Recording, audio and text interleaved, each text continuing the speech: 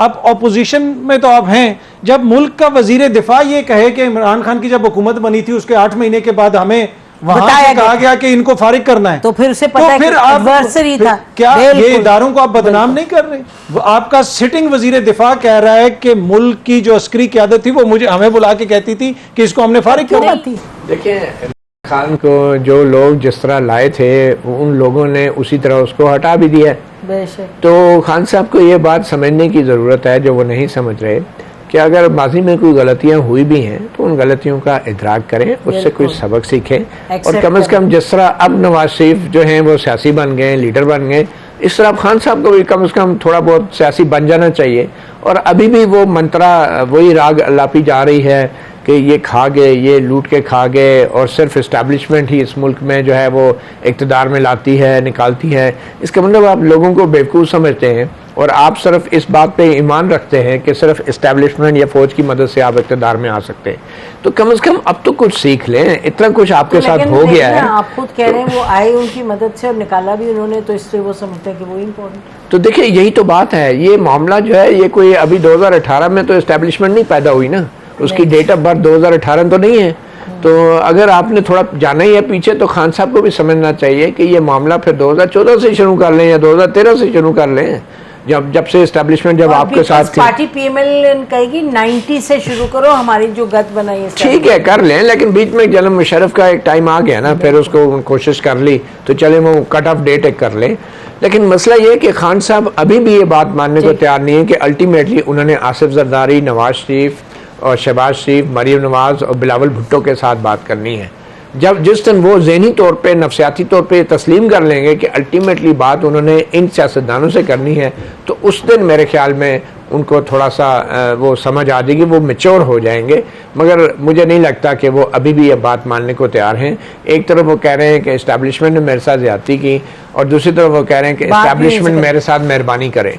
तो ये काम जो है ना ये नहीं हो सकता। बातचीत करे मेरे साथ। मती आप कह रहे थे कि जज बलोच की जो आई है जजमेंट उस पर जी देखिए, फारूक बलोच साहब ने जो जजमेंट दी है, ऑर्डर जो दिया है, उसमें एक बड़ी वजह ये भी बताई गई है कि साबिक़ के जो वज़ीर आज़म थे वो जब ये सारा वाक़या हुआ तो वो तो उस वक्त जेल में थे, तो वो जेल से कैसे ये सारा कुछ एक्सिक्यूट कर सकते थे।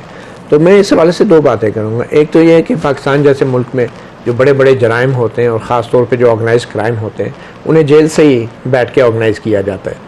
एंड यू नो हमारी जेल्स की क्या सिचुएशन है। तो ये मैं नहीं कह रहा कि खान कोई बहुत बड़े ऐसे सिंडिकेट के लीडर हैं या कोई ऐसे गॉड फादर थे कि जो जेल से बैठ के अपना कोई रैकेट चला रहे थे।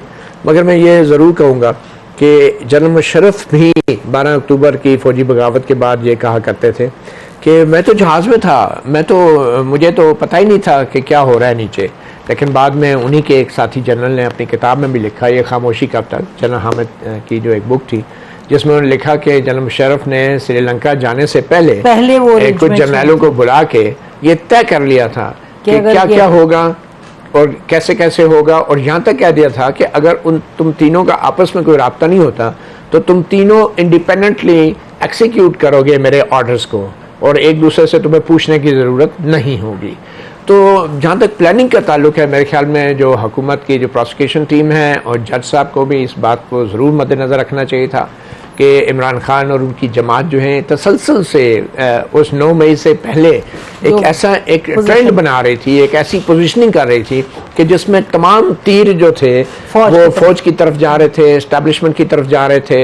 और आप अगर उनके इंटरव्यूज़ निकाल के देखें और ख़ास तौर पर जिस रोज़ वो गिरफ्तार हुए उस रोज़ गिरफ्तारी वाली सुबह उन्होंने लाहौर से निकलते हुए एक वीडियो रिकॉर्ड की और उस वीडियो में उन्होंने बल्कि नाम लिया ISI के जनरल फैसल नसीर का और दूसरे जर्नलों का। उन्होंने कहा कि ये लोग जिम्मेदार होंगे। और फिर उससे पहले हाई कोर्ट में हमारे सामने वो खुद भी बात करते रहे, अगर आपको याद हो, हाई कोर्ट में बैठ के उन्होंने कहा कि जो कुछ भी हो रहा है उसके जिम्मेदार जनरल आसिम मुनीर हैं। वो मई 9 के बाद का भी ये वाकया है और उससे पहले भी वो ये कहते रहे कि और इस्टेब्लिशमेंट मुझसे बात नहीं कर रही, इस्टेब्लिशमेंट जो है वो उन्होंने टारगेट तो उन्होंने आइडेंटिफाई, बिल्कुल ये उसमें there is no doubt. It was but natural कि अब की बार वो प्राइम मिनिस्टर हाउस के सामने नहीं, पार्लियामेंट हाउस के सामने नहीं या गवर्नर हाउस नहीं, वो सीधा सीधा फौजी इलाके की तरफ गए। तो जज फारूक बलोच जो है मेरे ख्याल में इन तमाम चीज़ों को देखना चाहिए। आई डोंट नो उस ऑर्डर के खिलाफ डेफिनेटली शायद प्रोसिक्यूशन अपील में भी जाएगी, तो बहुत सारे दूसरे मामले हैं जो सामने नहीं, ऑब्वियसली तहकीकात होनी चाहिए। वही मैंने पहले अर्ज की कि जब आप सियासत को मिक्स कर देते हैं कानूनी मसाइल के अंदर तो फिर आप बहुत सारे मसाइल पैदा होते हैं। जिस तरीके से खान साहब के नाम FIRs में डाले गए, 1 महीने के बाद तो ऑर्डर आया कि जी हर FIR में उनका नाम डाल दिया जाए। इस FIR में भी आप चेक कर लें कि कब FIR दर्ज हुई और कब नाम डाला गया। उसके साथ साथ देखिए दीगर जो बहुत सारे इश्यूज हैं, वो होता ये है कि पाकिस्तान में जब भी सियासत से आप थोड़ा सा लगता है आपको आप किनारा कश होने रहे या आपको कोई साइड पे करने की कोशिश कर रहे हैं, तो आपकी तोपों का रुख हमेशा से एस्टेब्लिशमेंट की तरफ होता है। आप ये कहते हैं, जब मियाँ साहब भी बाहर से कहते रहे कि मैं सुपर वजीर आजम अपने ऊपर किसी को नहीं मान सकता, लेकिन इस तरह का कलेक्टिव नहीं तोपों का रुख हुआ ना, मतलब कि मुख्तलिफ था। ये तो आप अग्री करेंगे तो बहुत मुख्तलिफ था। 1 साल से खान साहब का जो है तहरीक इंसाफ का वाज़े बिल्कुल है, वो ये कह रहे हैं कि जी नासिर मुनीर नहीं आने चाहिए, मैं बताऊंगा कौन ये तो नहीं मुझे पता, अलबत्ता आपको नहीं पता है, ये नहीं उन्होंने पब्लिकली, आई डोंट नो कि पब्लिकली ये कहा है कि, पर ये वो जरूर कहते रहे कि मेरे खिलाफ जो साजिश हुई उसमें एस्टेब्लिशमेंट है और सारा वो एक उनका कंसिस्टेंट एक बयान कहा था मेरी मर्जी के बगैर नहीं आएगा आर्मी चीफ, ये तो कहा था। क्यों इस तरह की बात नहीं कही थी उन्होंने? पब्लिकली तो नहीं कही, पर क्या पता कि किसी जगह नहीं, मैंने जलसे में सुनी। अच्छा जो मैं भी उन्होंने ये कहा, आई वाज़न्ट इन द जलसा, लेकिन हाँ हो सकता है, अब एक उनका बयानिया रहा है। बहुत बहुत शुक्रिया आप दोनों का प्रोग्राम में आने का। नाज़रीन, बात ये है, ये बातें चलती रहेंगी और जाहिर है ये एनालिसिस भी चलता रहेगा। जो इस वक्त हुकूमत की और ख़ास तौर पे इदारों की और कोर्ट्स की ज़िम्मेदारी है वो ये कि मई 9 के जो वाक़यात हैं उनको जल्द अज जल्द कोई इख्तिताम पजीर होना चाहिए in terms of process, law and justice. नहीं तो ये मामला बस इसमें बिगाड़ ही पैदा होगा, बेहतरी नहीं आएगी। हमारी तरफ से इतना ही। खुदा हाफिज़। पाकिस्तान जिंदाबाद।